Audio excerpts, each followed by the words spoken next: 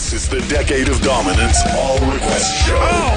Can you believe this? Call in to request your favorite moment over the last 10 years of satellite radio glory. I've never seen anything like this. 1-866-385-4631. Hey, this is Trucker Dan. I think a decade of dominance would be incomplete without a complete rundown of the blissful marriage and divorce of Anthony Cumia. So Anthony got some interesting news on Saturday, was it? Before F.H. Riley's? I think it was Friday. It was Friday night, maybe. Friday night? It was whenever it was snowing. Yeah, Friday night. It's snowing, and I look out the window, and I see some guy knocking on my door. So I'm like, all right, whatever. Go to the door. Might be a package or some something. chubby guy. Maybe some of your Nazi memorabilia, Rob. Yeah, coming in. Sign for on. it. Right, yeah, sure. To sign for it, of course. Lampshades, whatever. And I open the door, and he hands me a big stack of papers. And, I've been there before, so I know what that is. You're being served. You got served. I got served. Mm-hmm. I got served. Now, you kind of been hinting in the last few months that this might be coming because... Yeah, I thought it was coming. Anthony's been divorced. I don't even know how long. At this forever. point. Please. 7 years, something like that. 6 years. It's been like, 7 years, I guess. You've been 7 years. You've been divorced 7 years. Yeah. And out of nowhere, you get served with papers, and now you got to go back to court because things aren't quite right in her world. Things or are, according to her. Let me tell you, I'll make my statement. Things are absolutely right. Someone is sadly mistaken in her camp over there, the ex-wife's camp. Sadly mistaken at how much money I make. A lot of it is said on the show, and we goof around, and things have been printed in the paper, which we laugh at because they're severely overblown amounts of money that they say that we make. And we just laugh. We're like, yeah, okay, $30 million. That's, I make $30 million. Yeah. When meanwhile, no, we don't. It's only 20. Yeah. Come on, let's get real. Now that'll be in the paper. He said he made $20 million. But they're really sadly mistaken. Can I be completely honest? Yeah. I know we do very well. Yeah. And this might shock some people knowing me and money. I have no idea how much we make a year. I have no clue. You don't know? I swear to God, I could give you a number and I could guess at it. Yeah. I never wanted to know. There are also variables. But the beauty of me, Anthony and I, we make exactly the same. So in my weird world, I don't need to know, don't want to know. I just want to know we're doing well. But I have Anthony to make sure that everything's on the up and up. Yeah. I have the contracts at home. If any question comes up, I look at it and see what we make. Every once in a while, I'll ask Anthony a question about it, and he'll answer me. I'm like, oh, all right. That's what we make. But as I sit here, I swear to God, I couldn't put a number on what we make a year. Yeah. And I like it that way for some weird... It just makes sense in my stupid head. I kind of keep track. And Ant keeps track. I keep track. And that's why it's okay. And the reason I keep track is because I have to keep track because I'm involved in a divorce where she has to get money based on how much I make. So, that's how I have to pay her. See, so Jimmy's doing what I did all day Saturday. Oh, just fuming. I was telling Ant before the show in the office today, it's just amazing that in this world, you could say you don't want to be with a person anymore, but then the courts will decide when you actually don't have to be with that person anymore as far as their involvement in your life. Anthony got divorced 7 years ago. I want no involvement with this person ever again. I don't want to see her name. I don't want to see her. I want no involvement with this person. That's it. And before you even got divorced, it was a couple of years where you didn't want to have anything to do with her anymore. Right. And out of nowhere, thinking you've kind of moved on with your life, except for having to sign. Except for a financial commitment, which is, that to me, I've rationalized it to where it's just like business. It's like paying my American Express bill. That's what it is. She's a bill. She's an entity to me that needs to be paid. That's all. And that's what I've been doing. Just like I pay my other bills. I pay the full amount and I pay it on time. And then I get this load of crap Just to on Friday. Bring everyone up to speed, because we talked about it on the show. She's been writing on the back of the checks under protest. Like she's cashing these. She's throwing it into some kind of bank account, but under protest. That's why Aunt knew something was coming. I knew something was up because you don't write something like that on a check unless you're gearing up to do something later so that you could pull out all these checks and go, well, see, I did cash them, but I was writing this. And obviously someone was telling her to write that. Yeah, somene's telling her. She didn't think this up herself. A big, fat, bloated mess of a person was telling her that. Exactly. It's so I get these papers, and there was a brand new deposition. That's her statement as to what is going on and why this whole case is being brought. And it was nothing short of a fantasy novel, this whole thing, her statement. And again, it brought up things with the marriage that are irrelevant at this point. Here's what this amounts to now. Because they think I'm making more money than I am, they want a complete assessment of, what I make and my tax returns and stuff like that. And you know something? Okay, I'm fine with that because I have absolutely nothing to hide. Hand over my tax. I'll give my tax returns over to a judge, whatever they need, to see how much I make, and let's see if it matches with what I've been paying. And you know what? It will. It'll absolutely match because I think you have this overinflated view of what I'm making. And they are in for a big surprise. A big, big surprise. So she wants more money now, 7 years later? Apparently, they think I've been... And that's the thing. Imagine if every time a bill came in, you paid it, like the American Express, let's say, comes in, you pay it on time, in full, every single time you're supposed to pay it. And then you get a lawsuit filed by American Express saying, hey, what's your problem? You're supposed to be paying us more, and we're suing you. You'd be livid. And this is not even like American Express because this is not even a product you're getting to use. This is interest on a product that was busted 7 years ago. Exactly. Yeah. So the first part of it is the deposition, which is, things about the marriage. And this has nothing to do with that anymore. This is a math figure. This is a math problem. That's all it is. It's how much do you make? How much is she entitled to? End of story. This isn't any more about emotional damage and I was in love and he left me for another woman after 9 years of marriage. 7 years ago, he decided to leave me for another woman. Did I?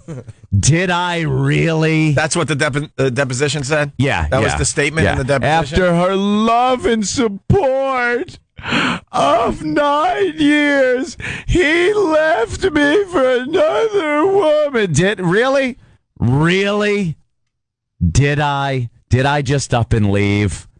Or were there little circumstances that you're leaving out of the deposition that I won't leave out of mine? I certainly won't. You want to include that crap in there? How about 3 years into our marriage? 3 years into our marriage, if that. Let me think. What year was that? I was married in 90. There was 91, 92, 93.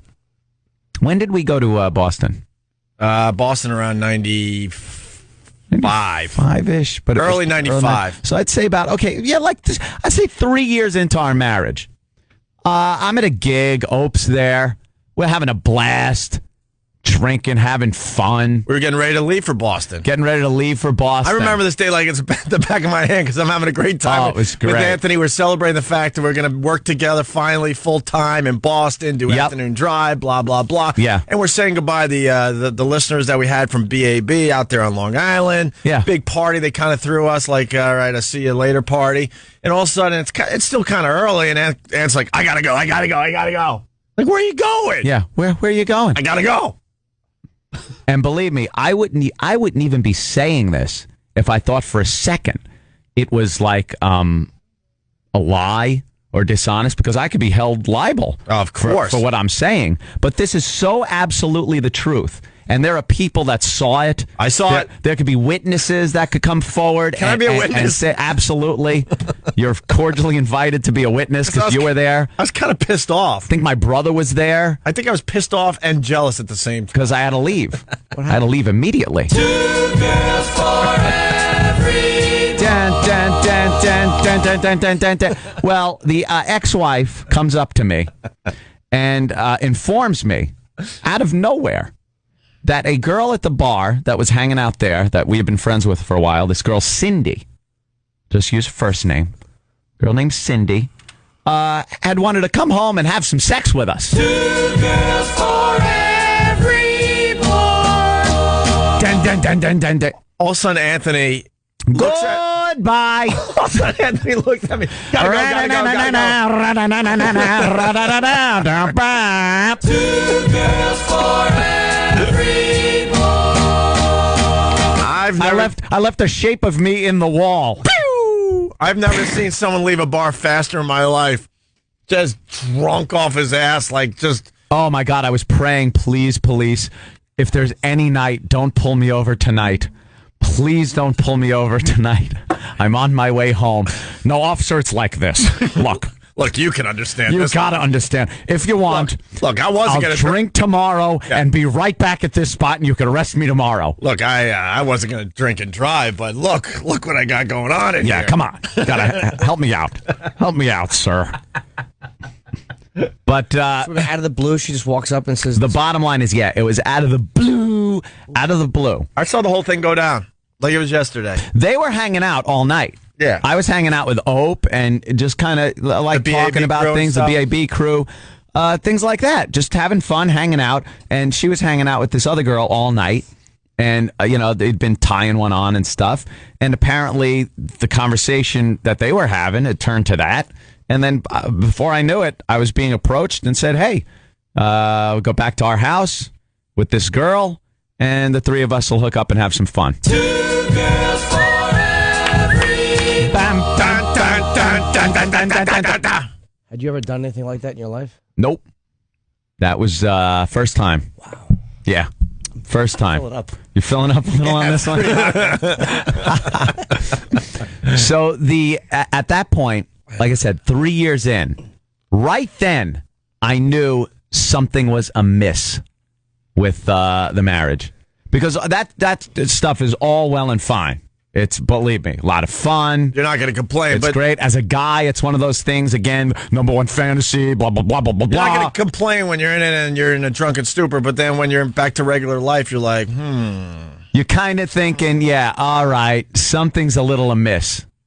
Something's missing here and this is with all the love and support I gave as a wife, my wifely duties, my husband left me after, shut up.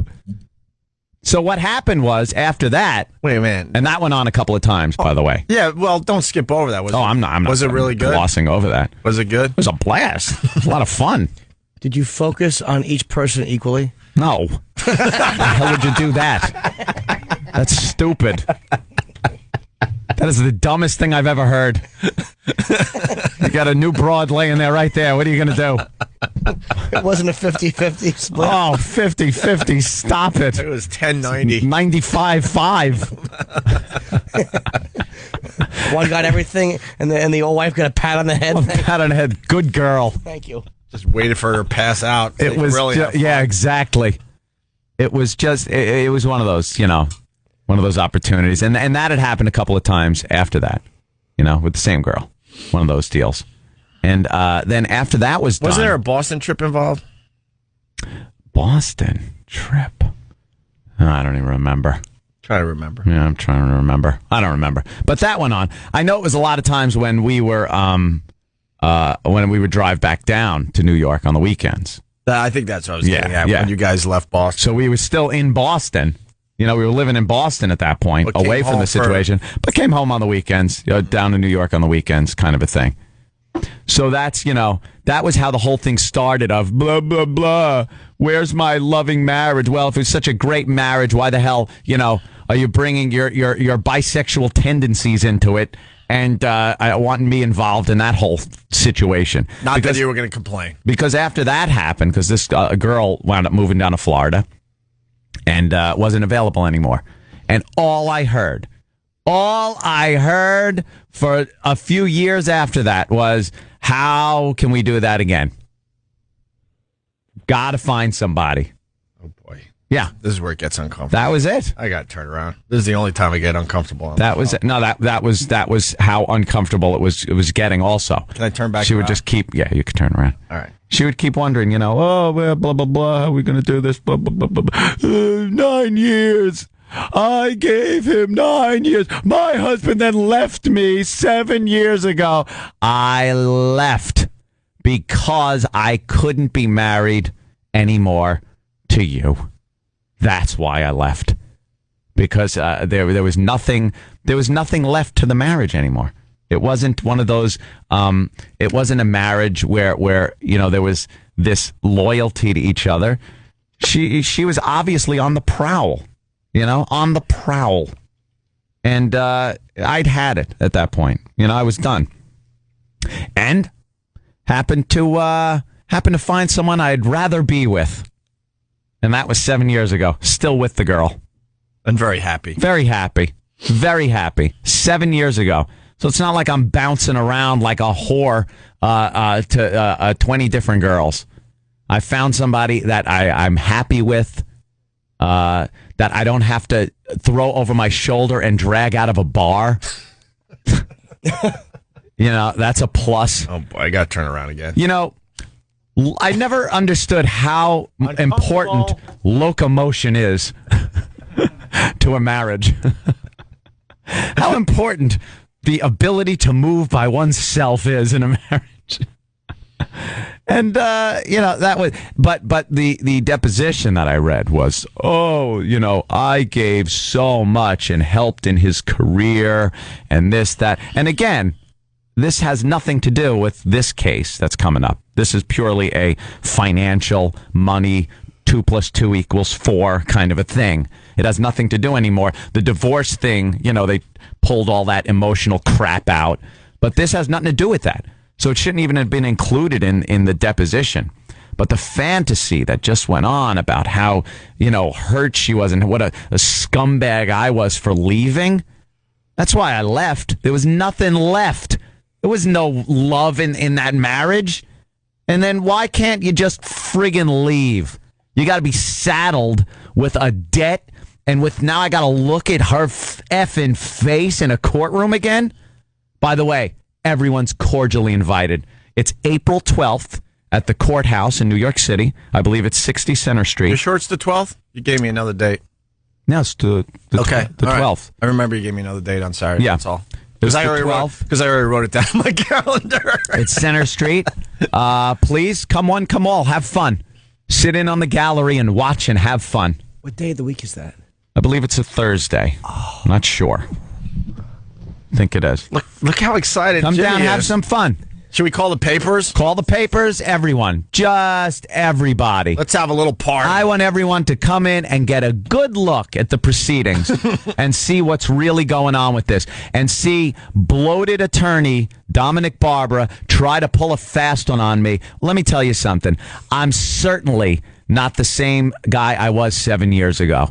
I'm not as naive and idealistic and trusting as I was 7 years ago.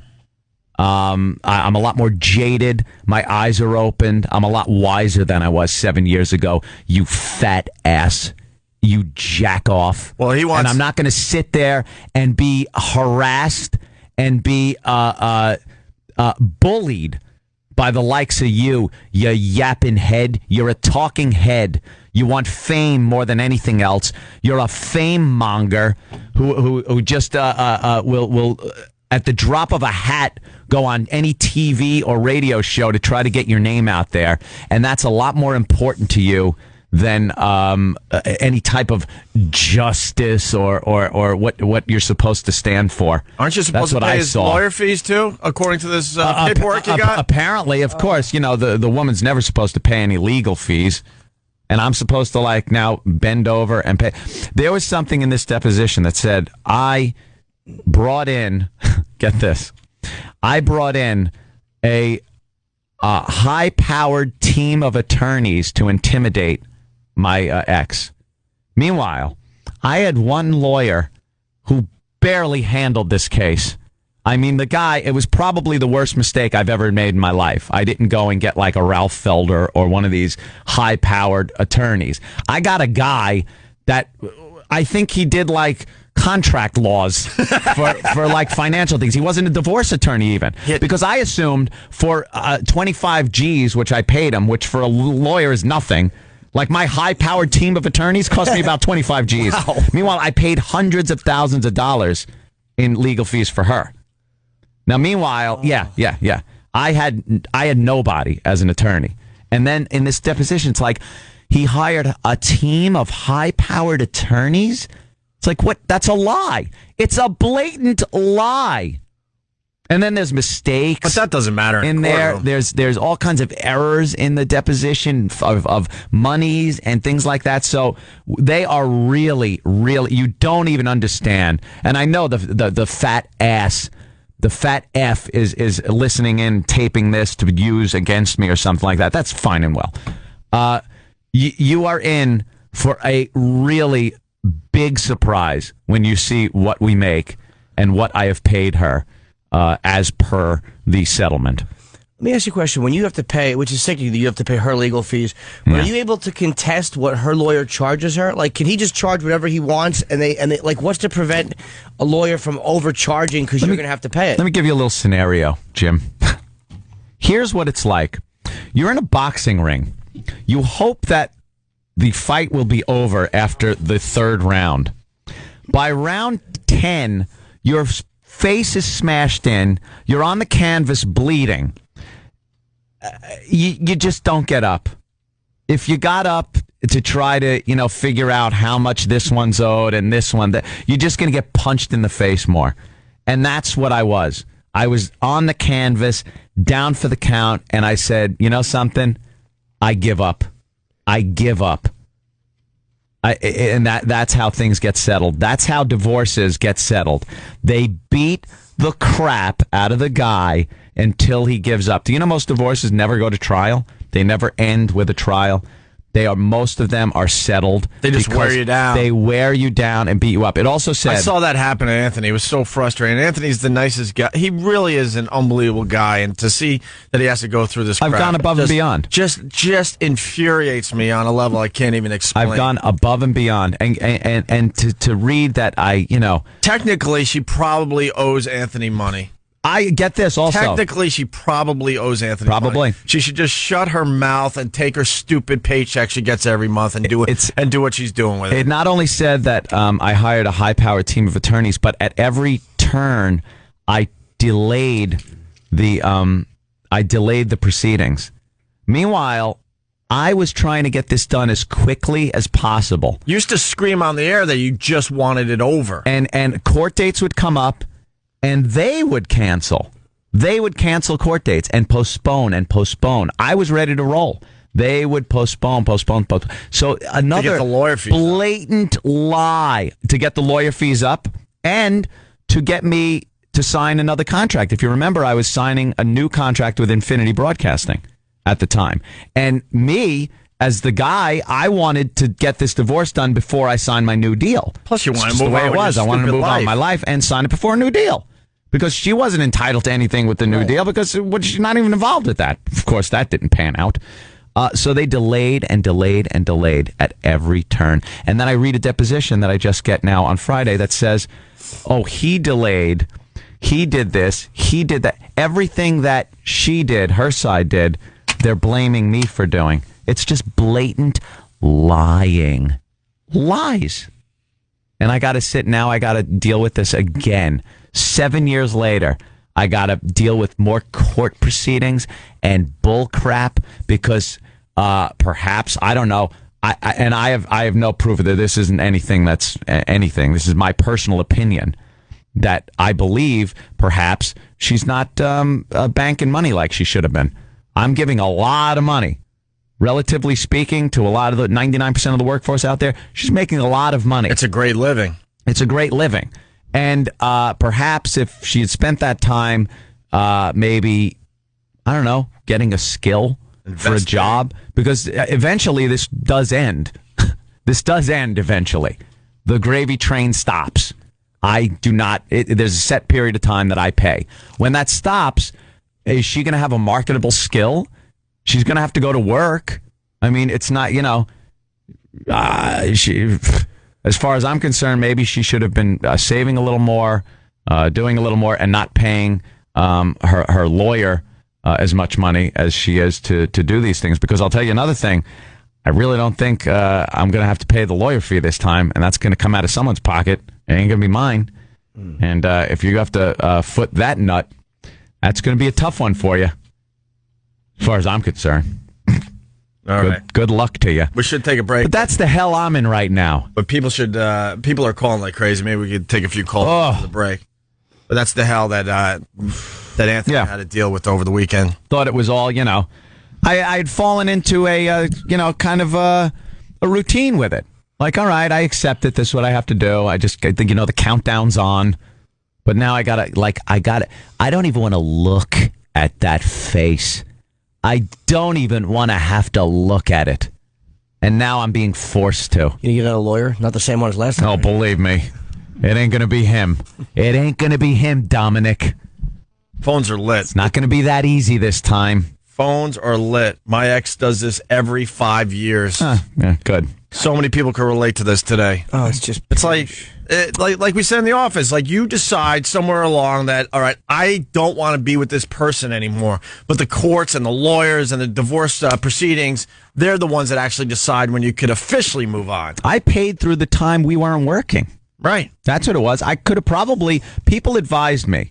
They said, dude, you know what you should do? You should go to court and have it so you don't have to pay her because you're not working.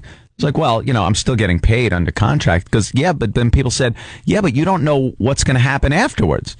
You could be completely out of work and blackballed. They were saying, I heard on TV a lot of times, these guys ain't working again. The offers weren't rolling in. That's for sure. So I didn't know if after that 2 years was up, if I was ever going to see another dime of radio money again.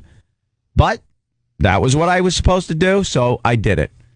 And, thank God we wound up getting another job. And it puts me back in this position. Lots of fun. Stay tuned. More Decade of Dominance to come. We'll be right back. We're back with more of the Decade of Dominance All Request Show. Call 1-866-385-4631 to request your favorite moment. Let's say hi to Eddie in New Jersey. Eddie, what's going on today? Hey, Anthony, how you doing, buddy? Listen, I can feel your pain. I don't know what it is with these women.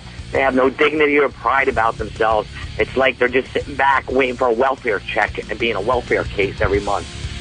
I don't get it. There are a lot of women who, when they get divorced, think that the gravy train lasts forever. These women should probably spend their time going to school. A lot of people have to work and go to college at the same time. This is an opportunity for these women to actually go to college full time.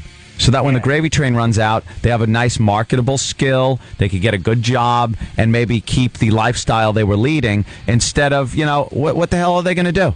Women don't want to be looked like second-class citizens until they get divorced. Yeah, then and then they have no problem saying they're the weaker species. I'm so weak. I can't do anything. Need someone to take care of them. Exactly. But what I don't understand is how did she help your career? What'd you do? Sit back and watch you go on the air? That's a whole other thing. We've been through that 800 times. It didn't. In the long run, it didn't matter because, like I said, most divorces never go to trial. They always settle. So if it would have went to trial, who knows what would have happened? It's one of those things where maybe I would have been, the judge would have said, nothing was done. She didn't contribute at all, so you get nothing. Or maybe the judge would have went, well, she contributed 50%, so now you got to give her half. That's that unknown factor that makes people settle. That's why I said a lot of divorces end in settlements. That's just what happens. They knock you down. They beat you up. They give you these scenarios that are 10 times worse than what you could possibly imagine. So that's what happens. I hear you, buddy. Well, good luck, man. Yeah, I feel your thanks. pain, man. All right, Eddie, thank you. Let's go to Dominic Barbara from Long Island. Dominic. Anthony, Sure doesn't sound like him, but okay. hey, what kind of car are you driving now, Anthony? I drive a nice Mustang. Well, you're not driving it anymore. She lost the car. All right, get out of here. Let's go to Steve in Shut up. Queens. That was the worst impression How did you cut ever. that amazing bit off? What an ass. Steve, what's up? Hey, Anthony, will you marry me? Why? Sounds like a nice way to make a living, you know? Yeah, Really, you'd never have to work. that's it. It's nice. You don't have to you don't have to go back to school. You don't have to look for a job. You don't even have to drive. No. You don't even have to drive a car. No. Sweet. She doesn't even drive a car. It's a great living.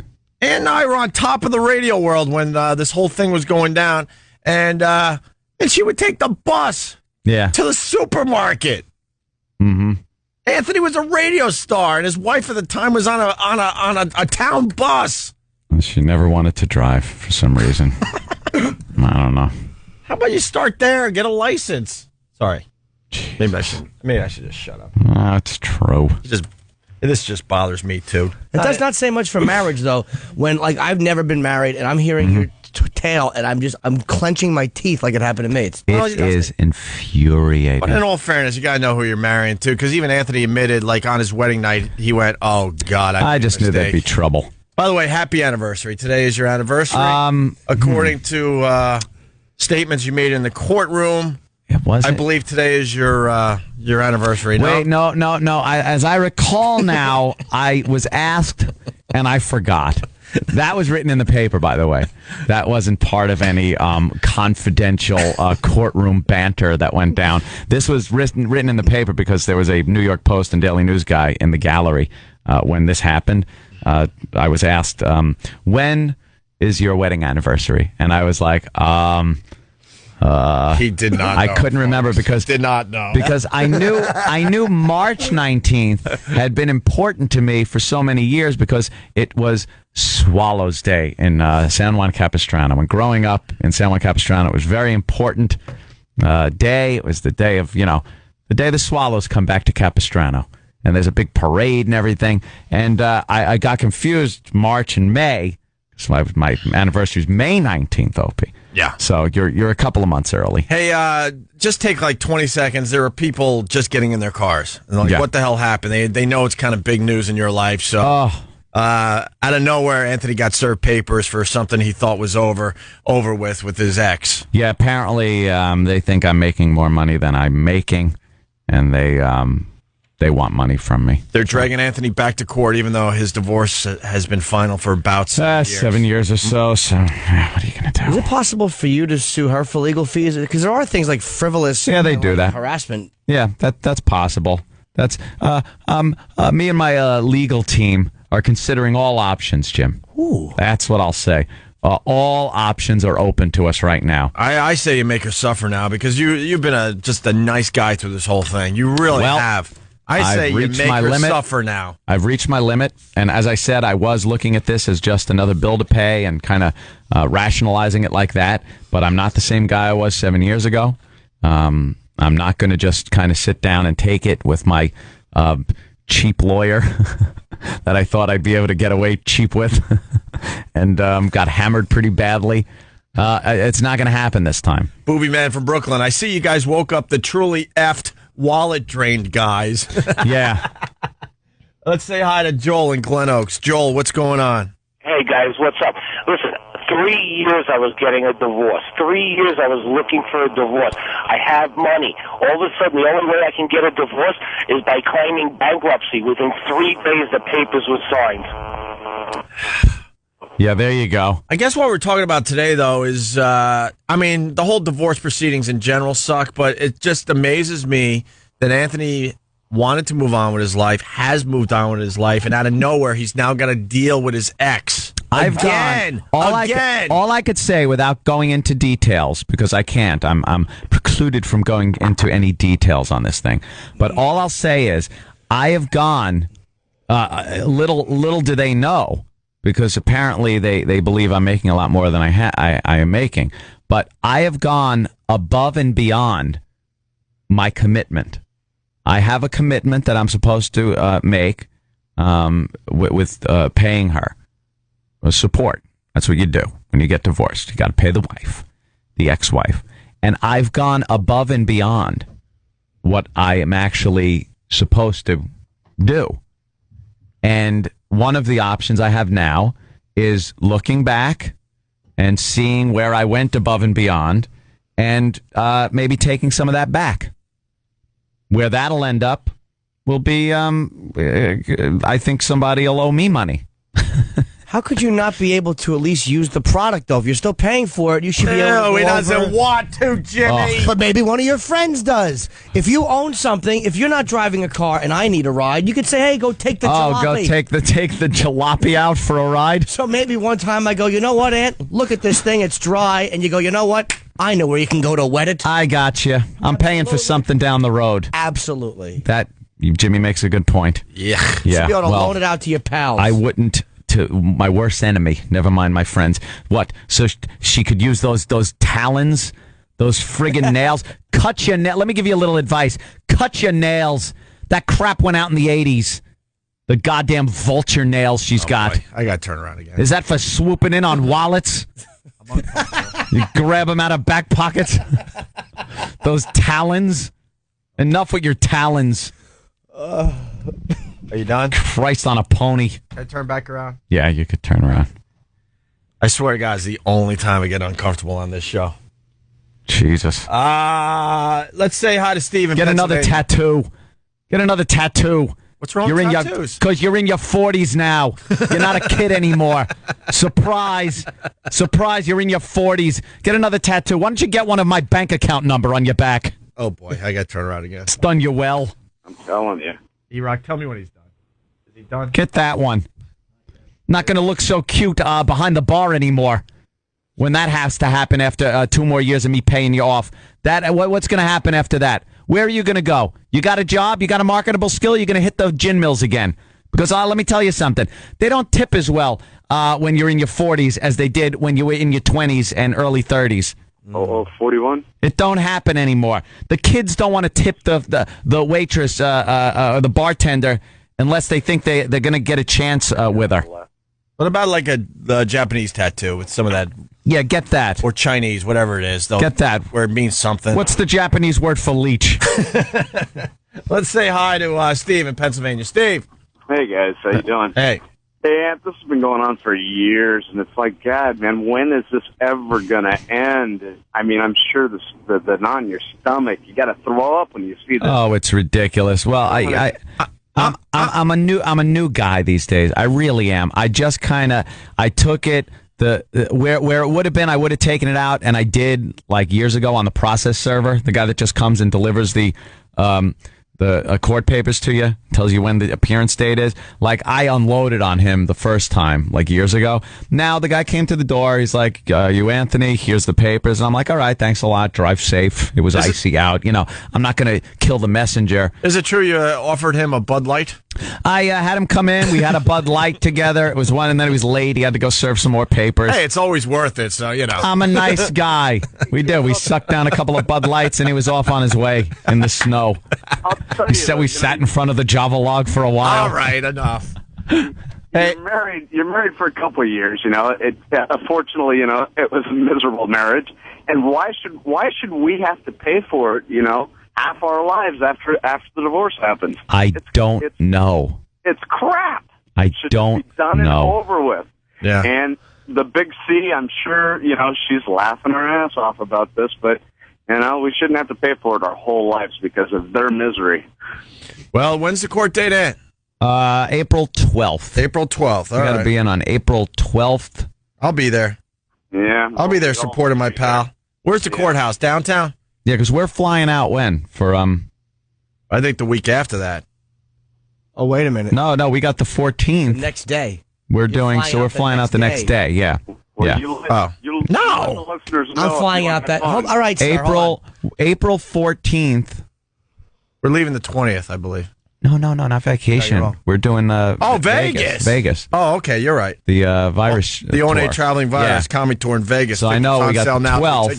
Ticketmaster. All the info's on opieandanthony.com. Go ahead. I'm gonna miss that thing because I'm flying out that Thursday. That was Oh, the only you flight I are. could get. I'm gonna The miss 12th? his court date. Yep. Well, All right, well, thanks, guys, and Frunkus, Thank you, sir. okay? Frunkus. So maybe can we talk to the judge and move that? Let's say hi to Eddie in Yeah, maybe Brooklyn. we'll have to move it. My friend wants to watch you on. Yeah, my friend wants to hang out and watch. Eddie, Yeah. what's up? How you doing, man? What's up, man? All right. I hate to be the bearer of bad news, but I went through a similar situation, and when I try to recoup any kind of monies or try to talk to the judge about that I did above and beyond Yeah. what was expected of me in the settlement, well, he told me, well, you're a really nice guy. But I didn't have to do any of that. Hey, you're a real nice guy. Goodbye. Goodbye. Thanks a lot, you know. That sucks. It did. It really did. Because I thought, you know, my position was that if I gave her the money, I wasn't sure it was going to be put to the right things, like for their schooling. Or Oh, see, you got classes. child stuff. That's different. Yeah. All right. That's different. Hey, this just in. My brother Elmo is right. in the middle of making a T-shirt for Anthony's April 12th court appearance. Oh, great. Get the T-shirts. We'll be throwing Signs. them around. Wow stickers. We'll give him out. What is this guy Jack saying? Let's go to Jack. Hey, Jack. What's up there? Yeah. Hello. Hi, Jack. I just think you're adding more fuel to the fire. How's that? Well, just, back off and, suck it up. We share everything on the Dude, show, or as dude, much as we can. I've backed off and sucked it up for years, That's right. and everything was hunky dory. I understand, but if you're going to court, you're only adding more fuel to the fire. You know what? I'm adding fuel I want put on the fire.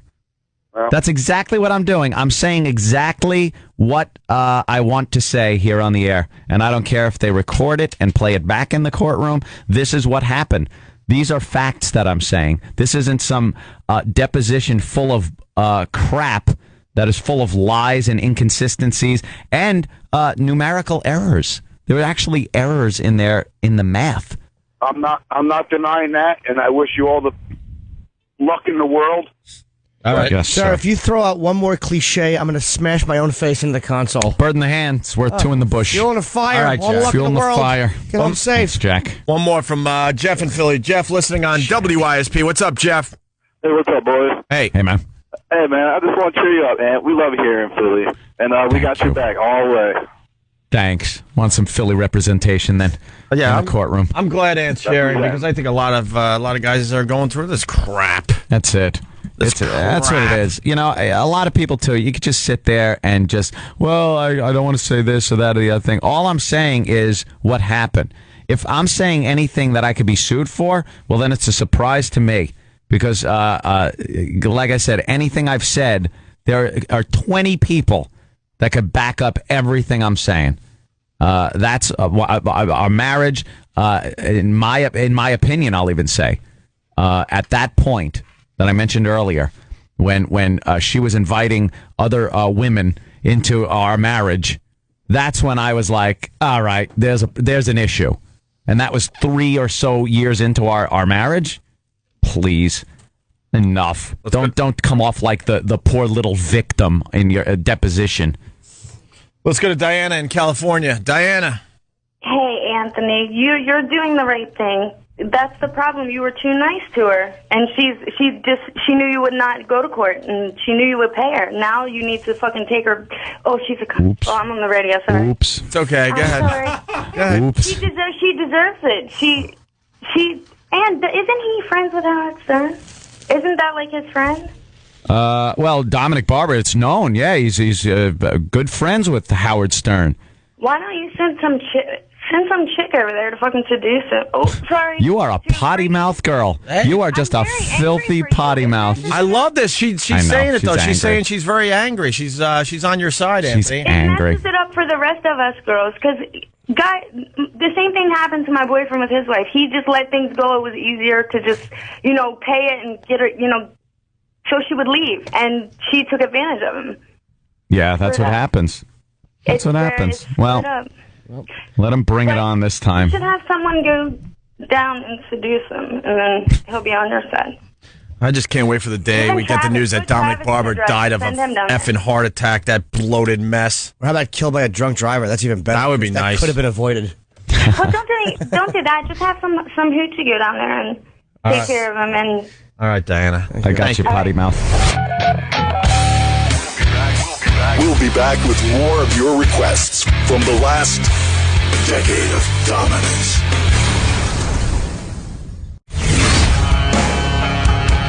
Welcome back to the Decade of Dominance All Request Show.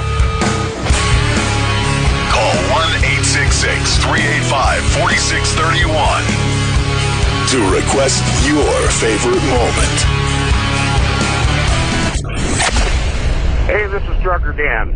I think a decade of dominance would be incomplete without a complete rundown of the blissful marriage and divorce of Anthony Cumia. Today, people have been reminding me. It is a wonderful day in my life.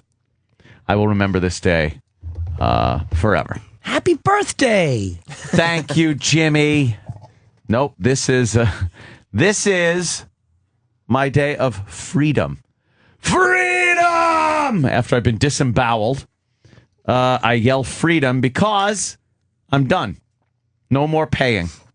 All those years, the listeners stuck through and listened to my happy horseshit on my comments on marriage, on divorce. Whenever people have been married and call in and ask for suggestions and advice, I hate it. So it's because, obviously people know I got divorced. Yes, back in the late 90s. Let me repeat that. I was divorced in the late 90s. And today, October 1st, 2009, I make my last payment. Done. I wipe my hands clean. That was this. I remember before I never knew your ex, or when you were really married. Yeah. But I remember when I first started coming on the show, you guys were talking, and Opie was reading an article out of the paper. The New York Post had quoted some sexual stuff. Yes, hubba. Oh, Jim. And that was right around that time. I can't believe that's 10 years ago, man. 10 years ago, I sat in that courtroom with Dominic Barber there across from me, giving me the old, cross-examine. And the New York Post and Daily News writers were sitting in the little gallery there with their little notepads, jotting down notes. And I believe I was asked, what news article was it? I was asked, when was your date of your wedding? And I went, hamna, Mr. Marsh. I could not, for the sake of me, remember. I would be horrible on the stand. There are people that get on the stand and they're like smooth as silk, very good, make a great witness. I made an awful witness. Did you? I was horrible. I can't remember anything. I'm just sitting there all nervous, sweating. And he started getting into, some of the reasons that perhaps the marriage was not going as well as it did for previous years. And it was a little frisky. There's a little frisk going on there. Actually, it was in the newspaper, so we talk about there. There was allegations of maybe a threesome. And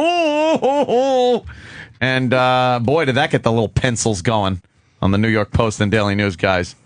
So, yeah, I just went like, and I realized what an awful witness I was, and I just said, all right, hold on. Maybe we can, talk this out, sort it out in a room somewhere. And then it was, hammered out without the need of a actual trial. Can you say this? In the 10 years, did you pay out over $1 million? I cannot state figures, facts and figures, things like that. The whole thing has a bunch of stipulations. Right. You're allowed to talk about what you're not. allowed, you're not, this, that, the other thing. How about this? If I knew the figure, would it anger and disturb me? Yes. It would anger and disturb you. It has been very angering to me. Sure. Very stressful. It's just a horrible thing to have to go through. Divorce in this country is just an abominable display of sexual fucking discrimination and favoritism. Yes, the women want all the glass ceilings taken down, completely equal pay for equal work, equal rights, equal this. Everyone's equal. You go into that divorce court, you are fucked in the asshole. They want it. The ceilings taken down, all that stuff, except in cases of custody, right, and alimony. Yeah. Anything to do with divorce, they want to put on an apron that says "World's Best Mom," even if they have no kids, and then sit there and cry about how incapable they are of doing anything. That seems to be what women like to do during divorce cases. I'm incapable of supporting myself. Yep. And my child or children, and I need the man that I was married to that we now do not like each other anymore for whatever reason we're getting a divorce, but I still need him to pay for me because I am incompetent and cannot possibly get a job that could support myself. Why couldn't, if there's kids, it's one thing, but without kids? Yep. Why not in a case, couldn't, I could almost understand for the I first. had no kids, by the way. No kids, no house, no nothing. First year, maybe two. The woman has to get on her feet because the guy's been the breadwinner. She was doing her home duties, but there's no children. Yeah. So there's no reason that within a year, possibly two on the long haul, she can't get a fucking job. Mm-hmm. Why does she need to fucking to blood suck off the guy for however long it is? I don't understand that at all. It's embarrassing to women. Yeah, I think it's an embarrassment that in this day and age where it's politically incorrect in the workplace to make any type of sexual joke. They'll get you fucking thrown out of your job by going to human resources. They'll sue a company for not getting equal pay for the same job. Yep. Yet the second they step in that divorce court, all bets are off. It's back to being fucking 1920. And, it's all on the guy to support this poor waif that can do nothing for herself anymore. And like you said, perhaps maybe a year, 2 years, things like that. Fine. But to have somebody actually have to pay for a number of years, let alone a decade, with no kids, is complete insanity. Yeah. It's just insanity. Oh, we got a little 1999. Anthony was just getting a divorce. History. Might remember the euro is established. There was no euro when I was married. Dow closes over 10,000 for the first time. SpongeBob makes his debut. Microsoft releases Windows 98, second edition. That was good. Worked about as well as my marriage did, by the way. Star Wars Episode 1 is released. A little website, Napster, debuts. That was the debut of Napster? Wow. Yeah. See, while I was married, I didn't know about Napster. Didn't. I just thought that was when you laid your head down when you were sleepy. If I didn't have water in my mouth, I would have leaped over the console and bitten you. You should have spit it out at me and bitten me anyway. Napster. Bush announces he'll run for president. Stephen King was hit by that car. Wow. That's it. I felt your pain around the same time, Stephen. Viacom and CBS merged. Worked out well for the radio division. Yes.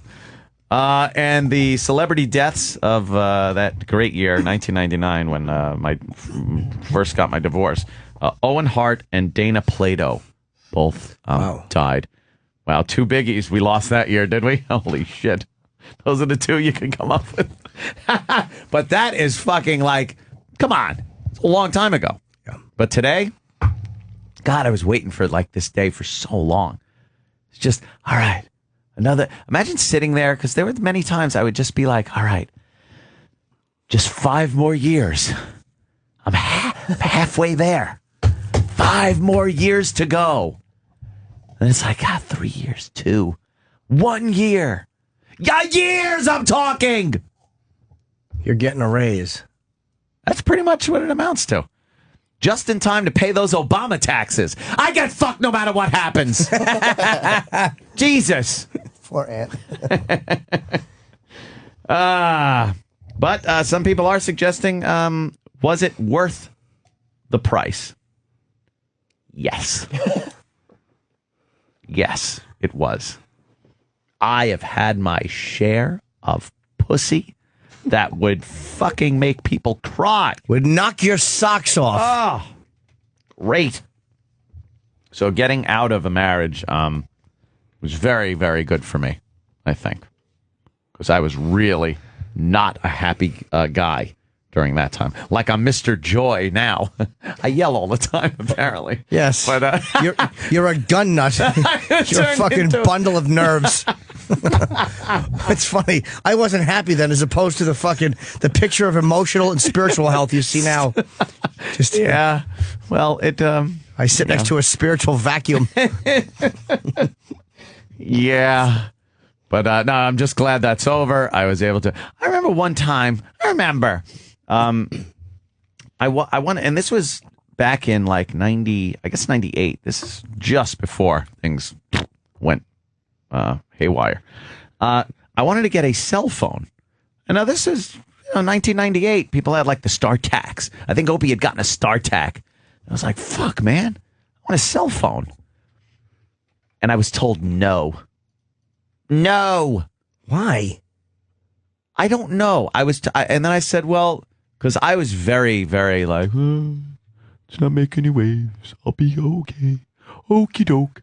I was told I could get a car phone for emergencies. Like if the car broke down, one of those giant things you put in with the little corkscrew pig dick antenna on the back of the windshield window, the back window. I was told that would be okay, but under no circumstances was I to get a cell phone. Why didn't you just say, shut up, I'm getting one? Because Anthony was one of the biggest pussies in the world. In the world! Up until I got divorced. Then, like, all bets off. I had to change my whole lifestyle and everything. Just change it. Because it was too, I was very like, all right, okay. Well, very emasculated. You just didn't want to fight. Yeah. I was tired of any confrontation, conflict, fighting. So, yeah, I would give in and be like, bleh, bleh. So I got divorced. Well, actually, when the stuff started, legal wrangling started going on. That's when I got my first cell phone. I think I called up and went, ha ha! I'm calling from the street. I'm walking. What a maverick! I was wild. How annoying! You couldn't get a cell phone. I know. Don't you hate marriage? There were so many things, and I think a lot of married guys go through it. You just kind of write it off as like, well, you know something. This is my life. This is what I stepped into. And these poor fuckers that are in a bad situation and have like kids, so they can't leave. Their whole like existence is based on being married. So perhaps he's got a mutual business with the wife, so he knows that would be destroyed.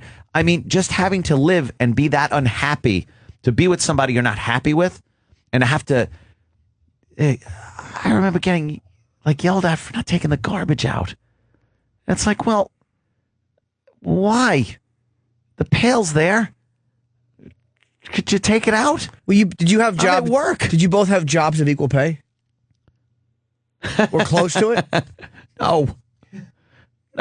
In Massachusetts, when I first started up there, there was like, she worked, I worked. I wasn't making a lot of money at all. I think I was making like $28,000 a year or something like that at AAF for like the first 6 months. And Brucey gave me a raise. 28.5. No, it's a little more, not much, but it was. She was working, and then we got to New York, penned a better deal. Things started going a little better, and she didn't have to work. But I would always assume if the guy went out and worked and made enough money where the woman didn't have to work, that perhaps the woman could pick up, those chores, those things, the housekeeping things, yes. In total, and I wouldn't have to come home and take the garbage out or get yelled at for not taking the garbage out for what I assumed to be just the ability to make me do that. You know, sort of like all right, I still got, because some women I think are like that. All women are like that. Like I still want to have something over you. I still want to have the ability to go, hey, you, hey, take your goddamn hands off. No, you take the garbage out. Do this. I'm still running this show. I will say you won. You fucking won. Really? In the long run. You won. You got out. All right, you had to pay. It sucks. Yeah. You got no kids. All you wound up in a fucking multi-million-dollar mansion with guns, and you fuck a lot of broads. The winner, ladies and gentlemen. The winner. Your fucking dick smells like 8 different vaginas at any given time. You got fucking millions. You live in a mansion. You won. You drink whatever you want. You hang out with your friends whenever you want. No one. You want a fucking movie theater and a karaoke machine? You're like a giant child. You have a fucking keg, a truck. You go shooting guns. You're right. Whatever you want to do. I feel good about that, Jimmy. Thank you. You fucking rent sports cars with your fucking dopey cop friend and speed. No one tells you what to do. You fucking won, man. You know something? Perhaps I owe. That was my debt of gratitude for saying, you know something? If I didn't go through that crap, I might still be the, submissive kind of not go out there and do whatever the fuck I want to do kind of guy. Or maybe or maybe the time you were married, you would have done something stupid like knock some girl up hot. And all of a sudden, she has a kid. It's all these years later. She's fat. She's with someone else. I'll play. Who wouldn't have? Yeah, right down the stairs. Fucking something on a fucking hidden dragon or crouching dragon. Crouching tiger, hidden dragon. Whatever. Something's crouching. Something's hiding, and something's falling out. You fucking won, Ant. Wow. Yeah, that's pretty good. You won. All right. That's a nice little bit of perspective put on it on this October 1st, the last day of my payments. No one tells you what to do. It's wonderful. Ever. There is this fear, though, that it always resides, I think, in any guy that is done, that it's not done. You get this fucking thought like, am I going to get a subpoena that, this, that, the other thing? I don't know. There's a multitude of things that might come up. Where whether they're win, lose, or draw, you still have to pay legal fees, things like that. Like that is always going to be this constant vulture over my shoulder thought that it's not over. Any legal fees you have to pay. I don't know what you paid a month, but I'm guessing any small legal fees you have to pay are not going to be what you were paying a month. No. I understand that, but it's not even just the money part of it. It's the just the feeling of being harassed at times, where you're like, if I have to go down a goddamn center street one more fucking time over this, it's just unfathomable. I can't imagine walking in there again, looking again at these people, having to sit before a judge that just uses a slide rule to figure things out instead of actually listening to testimony. Just things like that. Like that to me is a huge fear I have right now. Yeah. Well, let's just say as somebody who's been through certain situations, it's natural to feel that way when it's done. But then you realize, wow, it really is over. And any other little inklings where it pops up, that's all it is. They're like little flash fires that are put out quickly. It's not like the big blaze. You are, look, done with the big blaze. Financially, you can out-litigate most regular civilians if they choose to litigate with you. Yeah. Because they also have to pay for lawyers. Yeah. Not just you, they have to pay for them too. And no lawyer's doing shit for free. No, not in those cases, that's for sure. No. Spencer, the trucker. I guess Spencer, the trucker, says he wants to talk about divorce. What's up, Spencer? Oh, not much, man. Spencer, man, I make $85,000 a year. I pay $20,000 a year in taxes and $20,000 a year in child support. So 50% of your money out the window. Well, that's child support. Out the window, dude. I've been divorced 5 years. My daughter's 9.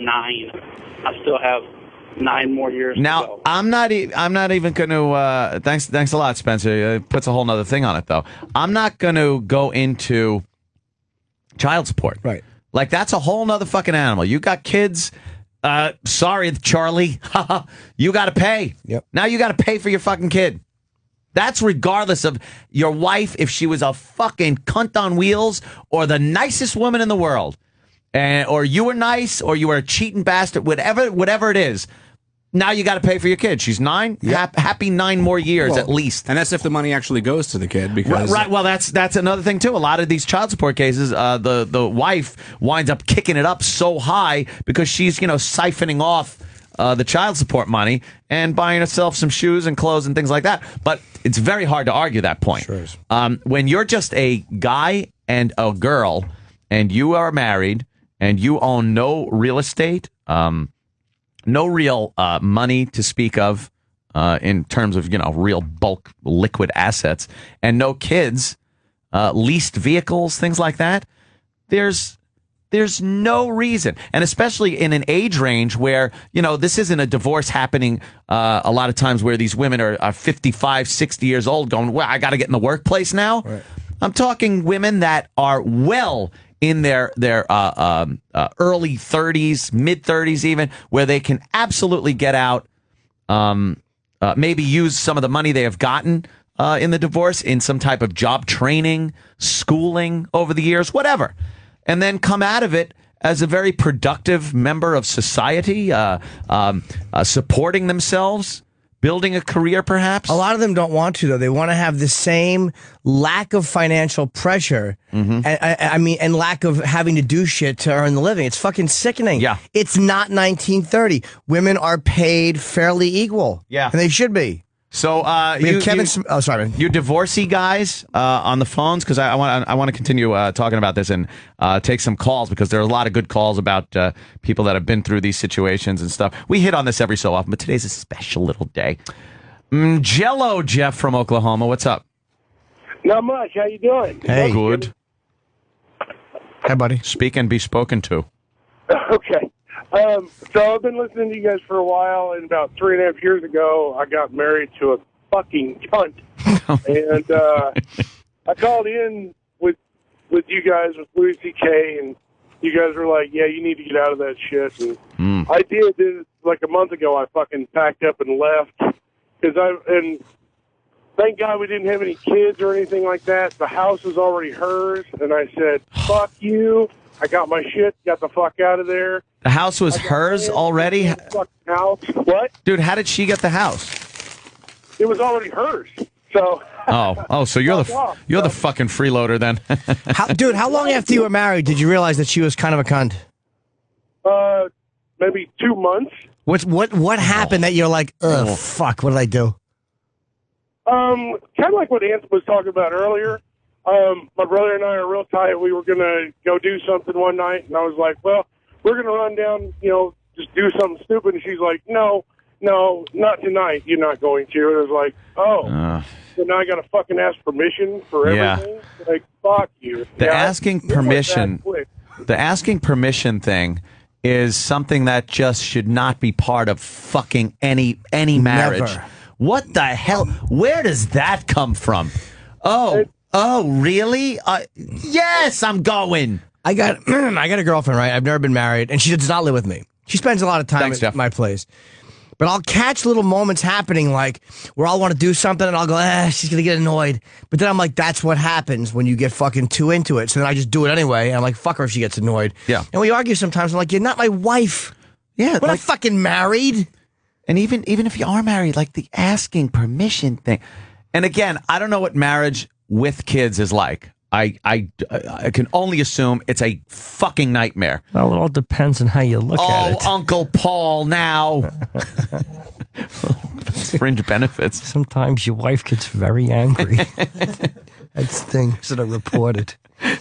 Like you can't be. I can understand. You can't just go, hey, I'm going to the Borgata for the weekend, with some friends. If you have a kid. You can't then saddle the wife with the kid. Maybe you got fucking responsibilities, shit like that. But if you're just going out with a girl or married, and it's just you two, There's no reason to go, you know what? Hey, me and the guys are going to Atlantic City, going to do some gambling. I'll be back Monday, or I'll be back Sunday night, or whatever. Oh, really? Oh, hey, you are? Oh, what am I supposed to do? Oh. Where does that come from? Enough. They just don't like to see us have fun. No. Their idea of fun is not what our idea of fun is. No, it isn't.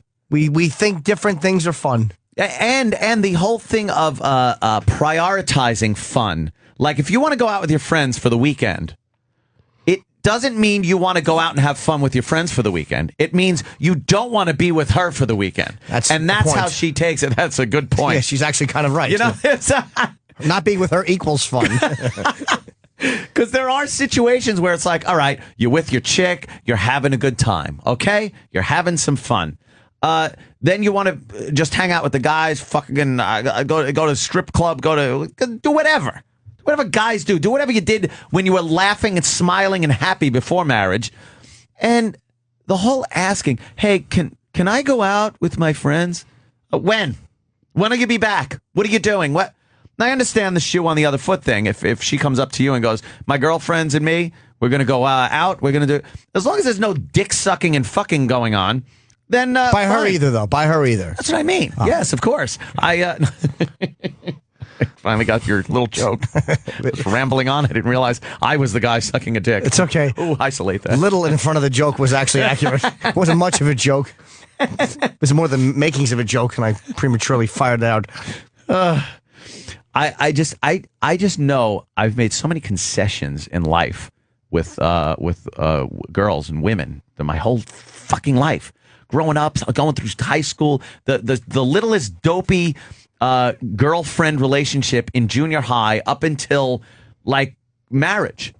I've always made the concessions. I've always been the one, even though I knew I was dead fucking right on something, having to go, I'm sorry. And then meanwhile, there's just rage in my head going, I'm not, because I know I'm fucking right. And then you get the, yeah, well, at least you realize that you... It's like, no, I apologize. I didn't want to. And I'm getting the, at least I realize speech. Take it as an apology and walk away because I'm going to explode. I can never apologize under this. Unless if I'm really wrong, pussy. I can never do it. I'm the worst. Or at least I was. I was very bad. It's all that spaghetti on the wall. That's all it is. It's the spaghetti. It's my dad throwing the spaghetti on the wall. It's all that. It's avoiding confrontation. Yeah, because I saw enough of it, I guess, as a kid. Right. If you want to delve into some psychobabble, I guess, whatever. I never looked at it that way, and I still don't look like I got to find the cause. Like some people are compelled to find the reason that they act a certain way instead of just fixing the fucking problem and stop doing it. Sometimes realizing it helps only in that, like, oh, that's what that is. It's almost like if every time I eat something, I get a stabbing pain in my stomach. It's like the next time I get a stabbing pain in my stomach, I'm like, oh, yeah, you ate that again. It's like I'm not going to be fucking panicky, like, what the fuck is wrong with my stomach? Sometimes it just helps identify. But I love spaghetti. I didn't mean spaghetti. I thought you were gallons to come. You were being literal Jim and saying I ate some and had a bellyache. Oh, no. Oh, yeah. So it's just my whole life, though, done that, made those concessions and asked permission to go out and been denied and like gone out and then felt like, oh, my God, the whole time I was out, I just knew I was in trouble. Like, and I'd have to make up an excuse as to where I was and what I was doing instead of just saying, me and fucking Joe Curry were hanging out at the off-Broadway pub drinking beer. But don't you notice when you're making an excuse, you start, like, say you saw a female friend. And you want to, you know you're going to hear shit. So you want to say, yeah, I saw Diane. But you have to go, I saw Diane. Like, yeah, I know her from a long time ago. I was friends with her husband. Yeah. You have to start... Instant excuse comes out, immediately constructing the relationship or whatever it is just so you don't have to hear shit. Yeah. Fuck that. I don't get it. This is where Bob Kelly would talk to me like, you know what, Dad? All you got to do is go, boom, fuck you. He gives like the worst advice. It's like, shut up, Bob. You don't do that. My favorite thing is the assumptions, like where you'll be with your chick, and then she'll throw little keywords or clues at you, and then you have to now piece together what she actually means. Yeah, that's so much fun. That's probably my least favorite part or component of the relationship. God forbid you don't get it right. Yeah, well, exactly. Because let's say you're talking to your chick and she's like, "Oh, yeah, I'll be home probably about 8."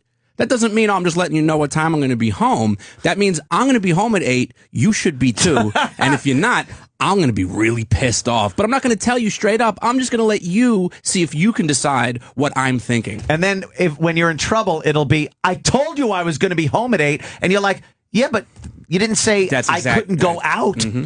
Because that's exactly how it goes. Because then the fight starts, and then it's exactly verbatim what you just said. It's, well, I told you I was going to be home at 8. That it's wasn't like, well, don't go out. Can't you just say I'm home? I know you're out and doing stuff, but I'd appreciate it if if you come home and we could do something together. That's fine. I don't have a problem with that. Yeah, that sounds too nice and civil. Don't just throw out little puzzle pieces and expect me to put them all together. Yep. Okay, just say what you mean. What's worse than the fucking bad prying question when they do this shit? Because women are not good psychologically. They're fucking dumbbells. We do see right through that, by the way, they're girls. terrible. Like, I had my phone today. I'm listening to some messages. My mother had left me a message.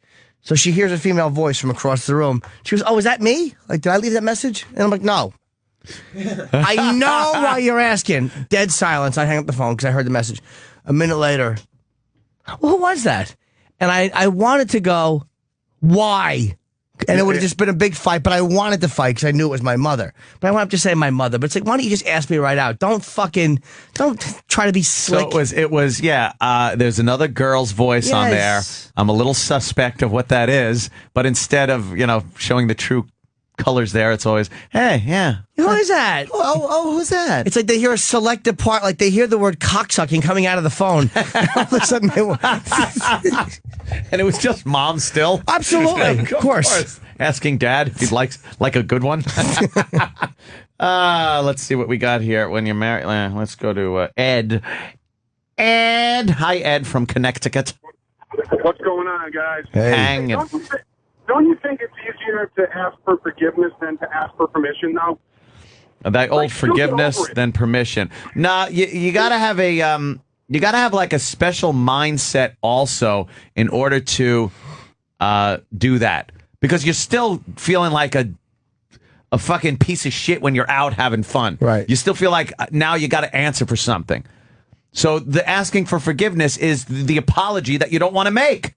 So no, I'd rather be able to just say, no, this is what I'm doing. And like I said, my entire life never did that. Avoided confrontation to the point where I was just miserable. For so many years of my life were spent like just not being happy in a situation where I should have been happy in. I'm not walking around crying and depressed the whole time. I had my share of fun, that's for sure. But when it came to relationships and certain aspects of them, it was like I should be able to go and have a good time without having to answer to somebody, especially before I was married. Shit, that's girlfriend stuff. That's true fuck you stuff. Yeah. But I couldn't. I just would fucking, me get all wormy and fucking apologetic. Yuck. I sucked. Yeah, but so what? You learned. At least you're not fucking 65 and married and miserable. You're fucking, you're 63. I was just going to say 2 years away from it. Course, you fucker. I saw that one coming. But it's like, now you learned. A lot of guys don't learn, man. You're lucky you didn't have fucking kids. Yeah. Oh, believe me. And you taught me, too. Yeah. Don't. No. Don't. Won't. Yuck. Hi there, Sarah. Sarah from Ohio. How are you? I'm fine. Good evening, gentlemen. Hi, Sarah. You liking our misogynistic talk of the day? Yes. Misogynistic Thursdays. It doesn't vary much from day to day, so I'm okay with that. Yeah. You guys are dating the wrong ladies. Is that it?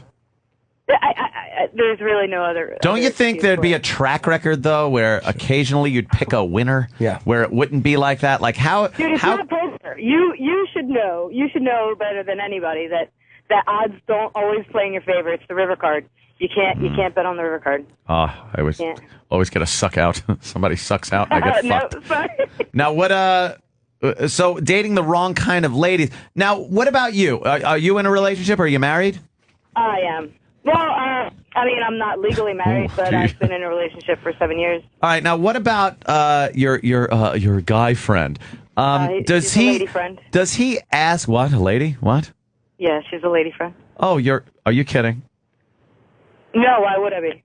I just was Kelly. That's true. Lesbians never joke. You're a lesbian. I don't make bad jokes. Oh, okay. Well, you know something? you're a hell of a judge on what type of ladies we should be going out That's with. my point. That's my point. You're dating the wrong ladies. He's being sarcastic. He doesn't think you're a particularly good judge. Yeah, I don't think you're a good judge of men and women cohabitating and dating and making compromises and doing things like that because you both have vaginas. Well, there is the sexual thing, then there's the psychological thing that you're totally missing. Yeah. Women are fucking crazy. No, you know something? I have said that for many years now. I've just convinced. I've been convinced that women are kind of nutty. Yeah. They're sure. and I think they're all like that. And then they'll say, guys are all crazy too. They'll all. No. I guess it's just a matter. It's a matter of. It's not even a matter of. It's can you? Simple. You know what you want, and women never ever know what they want, even if they tell you that's what they want. True. It's not a matter of getting along with somebody as much as it is a matter of having conflicting baggage, I think. Like when you're in a relationship, it's not even like, wow, we're made for each other. This is great. We have so many common interests. It's how much shit that it's the least shit you don't have in common is more important than the shit you have in common. The less you can fight about, the better. And then just sitting on the couch watching TV is a good time. You don't have to fucking be out spinning plates on sticks for these girls, as long as you're not sitting there alone just fucking looking at each other with disdain. Then there are these awkward moments in a relationship, though, like when you're watching TV and she likes to lay with you and put her head on you because she's close. But you want to go, I hate being touched when I watch TV. But you can't say that without starting a fight, so you just sit there brooding. That is a tough one, though. It's like, I just don't want to be touched right now. But that's not... What not about by guys who like that, though? Dudes like that? Yeah, I'm not saying... Yeah. Isn't Opie like that? Isn't he gay like that? I don't know. I never laid around on the couch with him. When his head's on your we lap. fucking head our own ways. How about you just don't rub your feet on me for 3.5 straight hours while I'm trying to do things? Oh, how fucking awful is that? How about that? Oh shit! Where on you though? On your legs? Yeah, like a cat doing biscuits. Exactly. Doing biscuits. Exactly. Happy feet. That's what we call it. Thanks a lot, Sarah. Take it easy. Bye. Yeah, lesbian. Yes. Love very hot. Sarah, lesbian. We all love lesbians. It's fantastic. Yeah, the touching thing is weird because that's a weird situation. If you're hanging out just watching a movie, usually there's an assumption there that you can just kind of hang out and lay your head down, head on shoulder, hand on fucking lap, whatever, arm around, things like that. And then if you say something, there's really no excuse for it. If you say, I don't feel like being touched, that means I don't like you touching me. But that's not, you're right. Yeah. And that's not the mess. Yeah. So what you do is you get up and go to the bathroom and you sit down on the couch, you position yourself a little different, hoping they get a hint. Women are the worst fucking hint takers. Keep going and going. She gets you a Flomax prescription. Guy does nothing but get up and piss. Yeah. No, Every get away time I from you. touch him. It's like, why don't you stop, fucking octopus hands? I'm here. Do you not see me? You don't like that? Sometimes I don't mind. I like affection, but other times it's like, stop touching me. You don't like being touched by, like... I love it at times. Like, at times, it just, you know what it is? It doesn't happen so much that it bugs me. Right. Like, if I was, leaving for work in the morning, and as I'm getting into the truck, I'm being touched right up until I pull out of the driveway. Like, there could be a problem with the, attachment there. But I don't mind sitting on the couch, having your leg rubbed, Me things neither. like that, my hand job. Me neither. Please, just jerk it. Yeah, if you're going to touch something, here, I'll give you this. But then, like, after a while, sometimes it gets to be hot, and it's just warm with the body heat, and you're like, what are you doing? Oh, okay, well, that's an uncomfortable issue. That's not like you're touching me issue. That's like you wouldn't want a blanket on you or a cat. Exactly. Oh, okay. We're a fucking human. It's like, will you look at the TV? That's what I do when TV's on. Look at the TV. Stop looking at me and thinking what I'm thinking. Exactly. Stop with the fucking loving looks. Look at the tube. I'm next to you. God damn. How much togetherness do you need? Why does, as a guy, do you have to convince the girl that you're with that you're there? Like, just deal. Like, we're together. I'm not going anywhere. Why do I have to keep convincing you that I'm not going anywhere? It's like we both exist. We're here. Stop it. Exactly. We're here. We're here. We're watching. Let's go to Canada. Ooh. Ryan from Ontario. Morning, guys. How you doing? Hi, Ryan. Yeah, I got this chum of mine. just got married a couple of years ago, and he's married to the biggest fucking cunt I've seen in a long time. How long do you know this chum? Did you grow up with him? Oh, yeah, we grew up together. This guy was kind of a bit of a goofy playboy. And Sure. Through a lot of different chicks and just had a good time. Is he is he your best chum, or is he like just a regular chum? Anyway, we're like best chums. But does she hate? Does she hate though that you're so chummy with him? Oh, yeah, she hates anybody that has to do anything with him because that means that he's going to be pulled away from her. Sure. Is it something? Yeah. Is it something like you've known him for years, or is he a recent chum? What's that? Have you known this chum for years, or is he a recent chum of yours? No, we've known each other since mid-'90s. Oh, so how old of a chum is he? He's, 29? All right, so you've been chummy for at least 10 years. Yeah. Well, what do you do when you chum around? Do you go to strip clubs, or do you guys just kind of chum around to the mall? Fuck, we don't chum around much at all anymore because, again, the guy's not allowed to go out anywhere. Oh, because of the wife? Oh, Jesus. She cut his balls off and glued them to herself. Does she know you guys are like best chums? Well, I guess you could say we were best chums then. But yes, we could. When you were when you two express chumminess, it really bothers her.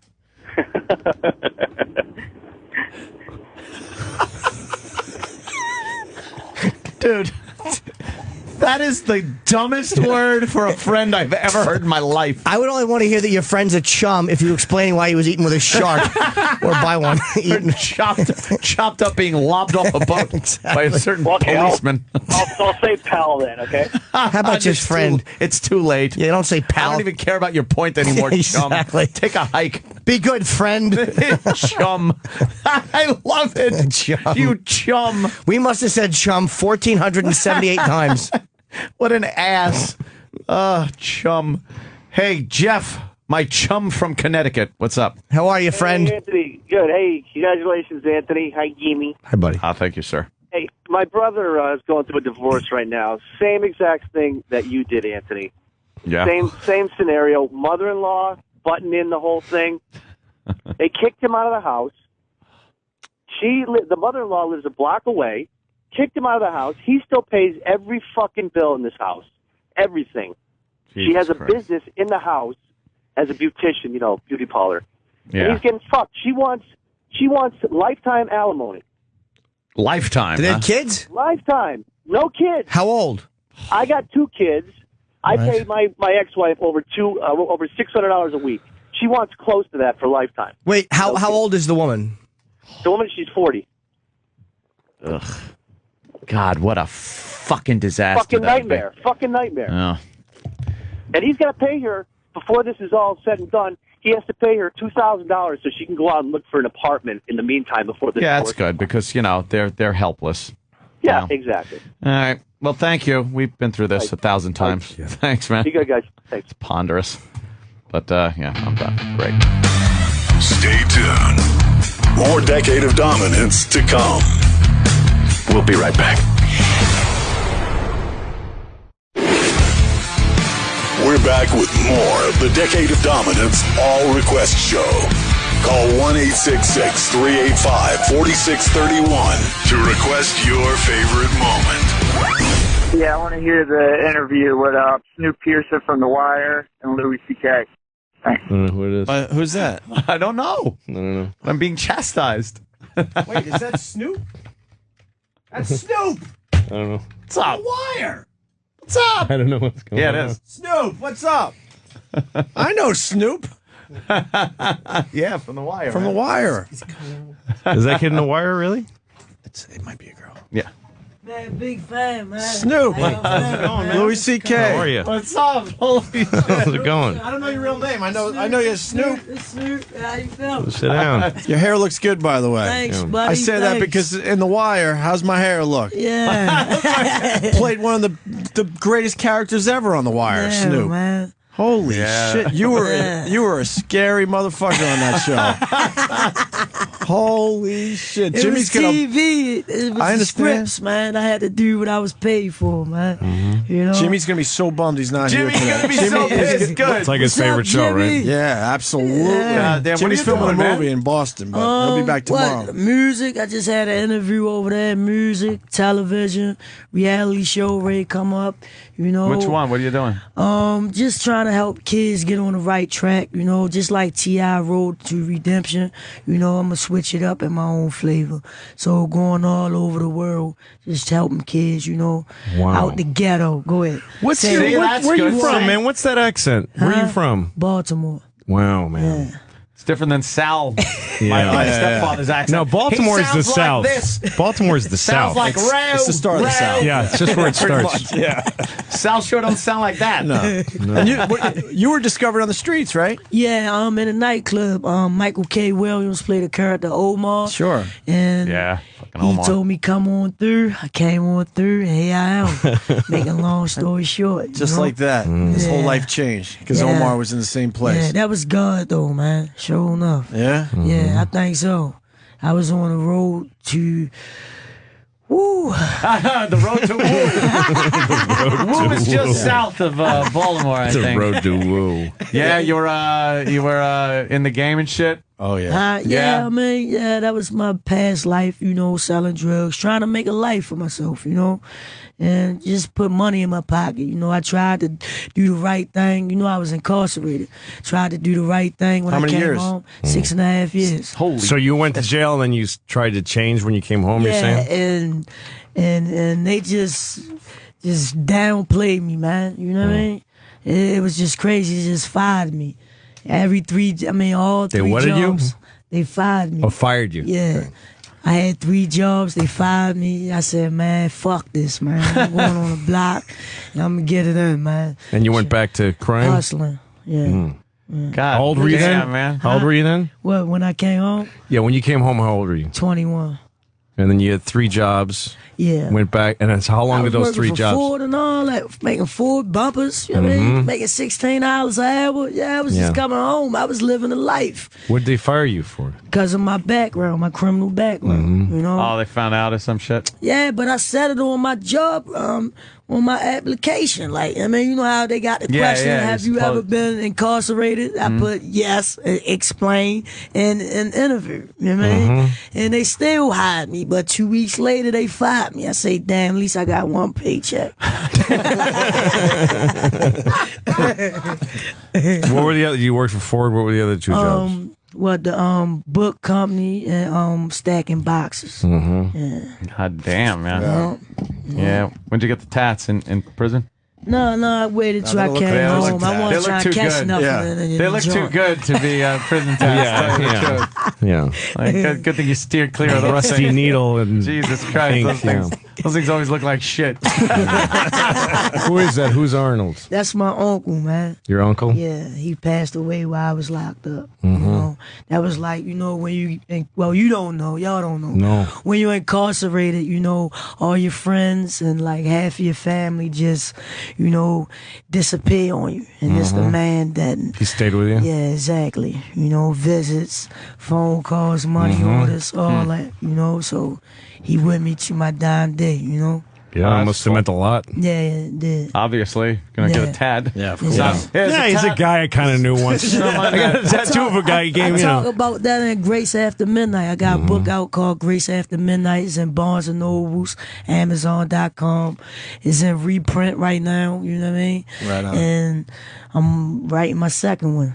And some kid is stacking that book in a box somewhere in Baltimore, where he used to work. God damn, we don't even have any time left right Yeah, now. just we have ran me out of back, time. man. I just ran We'd love to in have to you say back. hello, man. Snoop, I Jimmy, done sat down, man. You got to come back when Jimmy's here. Yeah, Jimmy will Jimmy shit his pants. Oh my God, loves the wire, I'm gonna loves put on Snoop. all black and run down on him, man. All right, I'll see y'all later, man. Thanks for Thanks, having me. All right, Snoop. Okay, man. Very cool. See ya. It's Jimmy's. I got you. Oh, Oh man. my I God. signed this yesterday for Jim, man. Oh, you already signed one for Jimmy? Yeah. Now I'm signing it again for Sign it they had again. it out Yeah, you there. never know.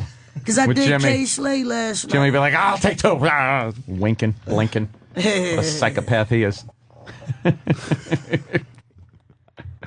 It's cool, man. I'm like, what the fuck? Well, you got scared because I'm like, God damn. she was giving you all sorts of signs outside the window. Man, what's up, man? I'll be there. See y'all later. See you, All man. right, Nice Snoop. meeting you. Take it easy. It was a good show, you guys, today. Yeah. Louis, you fucking. I love listening shit to going Louis on. C.K. He's Oh. got a way of looking at Oh, things. yeah. Did I say he? Who said he? Who said All he? of us No, said I didn't he? say he. Was I That's the a only he. one? What? I know it's not a he. The whole time. I said man and dude. But I didn't mean like man or dude. That's a man. I No, wasn't that's gonna a say she. miss. I knew that No, too, but I think I that's- might have slipped too. That's a girl. Okay. She was nice. She was a nice girl. Yeah. I think She was a nice guy. officially, Girl. who Yeah. said he instead of she? I think I got did. one out. Huh? Louis did. Louis did too. What did I say? You said he. To him? Yeah. To that? God damn. No, I was just saying. That, dude. wait, but how did I You say said he? Dude. Louis said he. What, But how did- and but I was what- right there too. Okay, you said he. Too. That's why at the end I said well, she was giving gang signs to Anthony. Shit. Holy shit. We are assholes. Wait, so she got out of jail at 21? 21 had three Wait, jobs. but before that, she was in for 6.5 years, so she went in at 14, young 14 kid, and a half? Young. Damn. What'd she do? Well, from what I was told, She was convicted of attempted murder. Oh, shit. It was at 14. It's just attempted. I can't believe Anthony called her a him. I did not. I was just saying, yeah, man. All right, yeah, hey, dude. Wow. I call girls, dude. Yeah, just like that intern when she was leaving, right? I'll see No. you later, dude. No. man. I didn't. You're right, Danny. Strange. Yeah. That was funny timing. That whole It was certainly very was interesting. after the whole conversation. Let's we meet had. a black on black violent. Let's meet one now. Let's meet one of questionable You know, sexuality. You ever ask anybody for 50 cents, 50 cents? in a not so nice way? Probably. Probably. More, Probably did. Will. Attempted Perhaps murder. More than that. Interesting. Attempted murder, right No, there. this Louis. is why. This is Right why, there. Vietnam vets that were in prison meet their torturers, and everybody cries. And Yeah. That's why. Forgives. I didn't know you had a. Oh, now I get it. See, your mom wasn't nice to you. Well, 3 it's fine jobs then. and you were fired. You tried to go straight, and that's why you're slinging a rock back on the street again. And then her All right. manager at Ford would be like, "That's not what fucking happened." Fuck her. Let me tell you. I gave her a shot. Why do you think I hired her? We never lost so many bumpers in a week in my life. Fucking bumpers over each shoulder. God knows. You want to buy a bumper? Yeah. I'll sell you a bumper. She'll come back. Yeah. You didn't see The Wire, really. No, I'm not. I up never to that saw point. it. Oh, my God. Not up to that point. Fucking intimidate. Wow.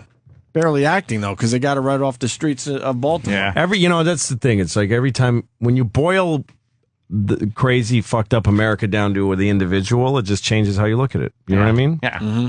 Every person has their different weird story. I'd like to hear the guy from Microsoft when he kept saying Chip, chips. And Opie said, yeah, I tried to kill Chip because Chip went fucking nuts. That was the funniest fucking shit I've ever heard. Steve Wozniak talking about the microchip. What's that? Here's Steve Wozniak. Chips. What's that? Chips. What's that? Chips. I never had the courage to ask Chips. What's that? Steve Jobs. Free chips. What's that? Chip company. What? Very few chips. What's that? 20 chips. What's that? Which is very, very few chips. What's that? Chips I had That's with right. few chips. Yeah, what's that? Ram chips. No, with what's that? Ram chips. What's that? 8 chips. What's that? Used the chips, What's that? including chips. What's that? Chips. What's that? What's that? Chips on. What's that? The chips. What's that? Chips. What's that? Chips. Their What's that? chips went bad to those chips. Oh, what's that? Registers, chips, What's that? gates, chips that were What's coming that? up. Small Yeah, chip. what's a that? couple of chips inside. What's that? Your chips What's could that? really do only one thing. They do, If right? chips What's were that? simpler on a chip. What's that? If I could use chips, What's the that? amount of chips, the few chips What's that? together, and use a crystal clock chip. What's that? 28 chips for the What's that? Pong design. Wow, I that's programmed amazing. These I little never knew chips, that. What's that? The fewest possible chips. What's that? Higher and higher Oh, in what's chip that? count. What's that? Approaching 200 chips. What's that? Thousands of little chips. Oh, what's that? Wire chips together.